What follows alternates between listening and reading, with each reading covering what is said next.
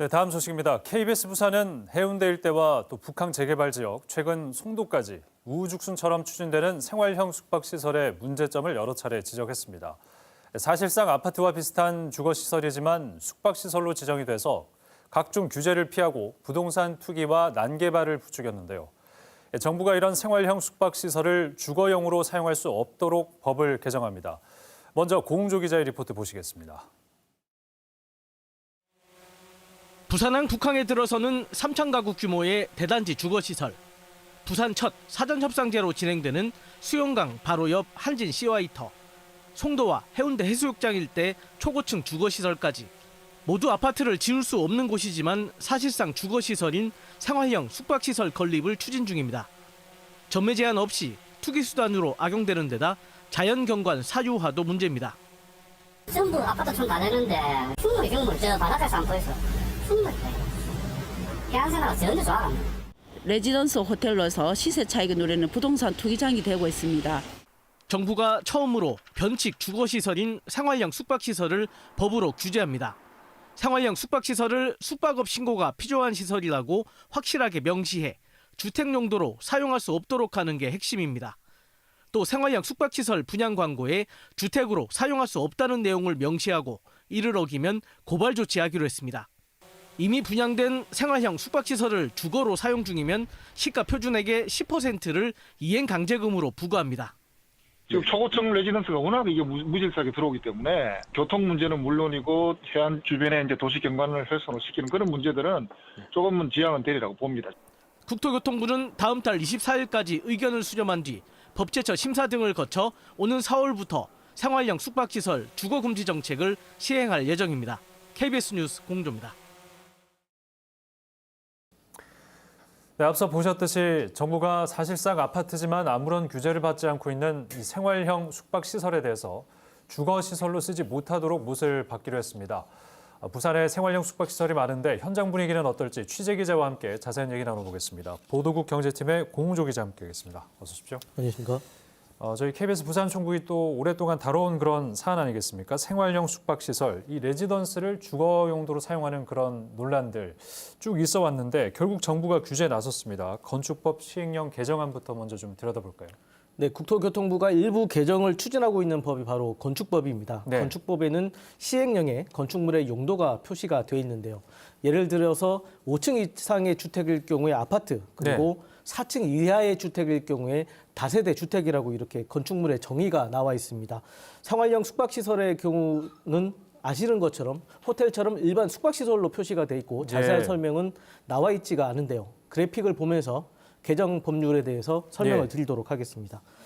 이번 개정안에서는 일반 숙박시설과 생활형 숙박시설 모두 숙박업 신고가 필요한 시설이라고 설명이 추가되어 있습니다. 숙박업 신고가 필요한 숙박시설이면 당연히 주택 용도로도 사용할 수 없겠지요. 또 보통 생활형 숙박시설 분양 광고를 보면은 바다 전망, 최고 조망권을 내세우면서 아예 주거지라는 문구까지 넣고 있는데요. 네. 해당 개정안이 통과되면 이런 꼼수도 못 쓰게 됩니다. 이런 식으로 광고를 하면 고발을 당하게 되는데요. 특히 광고에 주택으로 사용할 수 없다는 내용을 명시까지 해야 됩니다. 네. 뭐 해운대나 송도 해수욕장 주변은 물론이고요. 또 여전히 많은 곳에 지금 그 레지던스 개발이 진행이 되고 있지 않습니까? 근데 이게 난개발 논란을 좀 지적하는 쪽에서는 이런 정부의 어떤 규제가 좀 늦지 않았냐 이렇게 얘기를 할 수도 있을 것 같고 또 그곳에 계신 분들이나 사업자 입장에서는 또 다른 얘기를 할 수 있을 것 같은데 지금 상황이 어떻습니까?